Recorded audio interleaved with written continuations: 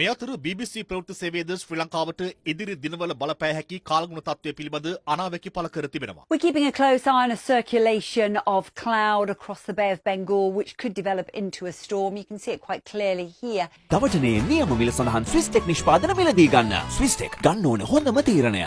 Super sale 50% දක්වා වටා මනම් පේරි පාත්‍රා ගාල්ල මාතර මෙතනිය.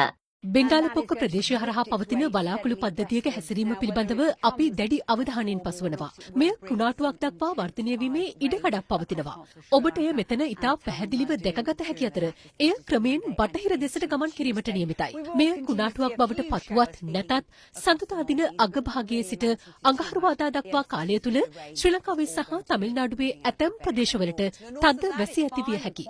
මාලදිවයින දෙසින්ද වැසිවාර කිහිපයක් ඇතිවිය හැකි බව පෙනෙන්නට තිබුණත් එතරම් විශාල බලපෑමක් ඇති නොකරනු ඇත. වර්ෂාපතනය පිළිබඳ මූලික අවධානය යොමු වී ඇත්තේ බෙන්ගාල බොක්ක දෙසින් ඉවතට ගමන් කරන මෙම පද්ධතිය වෙතයි. The north of that, it's fine and quiet. There's a lot of dry and settled weather.